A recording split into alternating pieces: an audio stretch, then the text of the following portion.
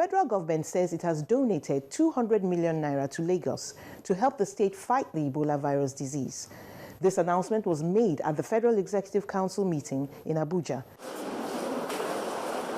But Lagos State says it has not yet received the donation. Meanwhile, the Lagos State Commissioner for Health, Dr. Jide Idris, says 5 new suspected cases were brought to the isolation center on Tuesday. But one of them, a Liberian who tested negative, has been released. We have 6 from statistics because one person was discharged yesterday. So if we added 5 plus 2 to 7, one of them was discharged yesterday, and that's the Liberian. Tested negative. That's why he has been released. Health workers in Oyo State from the University College Hospital, Ibadan, conducted a delegation sent from the Minister of Health, Professor Onyebuchi Chukwu, round their newly set up isolation tent. The facility also boasts sensitive equipment for testing if there is ever any Ebola patient in the state.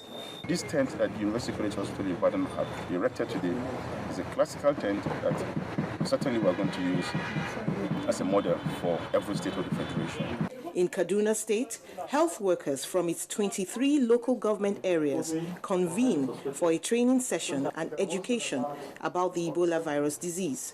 The session includes a segment in which they are taught how to don this personal protective equipment in the event of an emergency.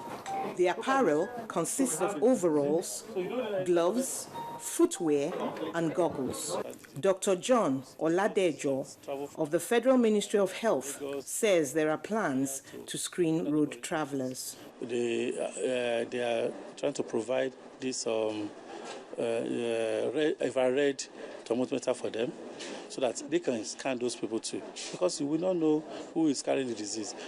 Elsewhere in the state, joining the fight against Ebola is the refining arm of the NNPC, the Kaduna Refining and Petrochemical Company, which took a break from routine activities to meet with members of staff and host communities.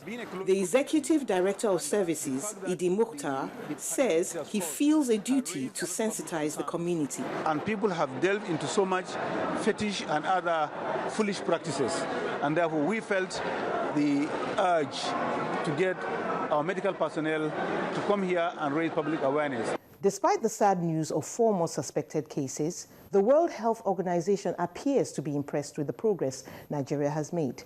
The World Health Body says in a publication on its website that the country's contact tracing and management gives indications that the spread of the virus can be contained.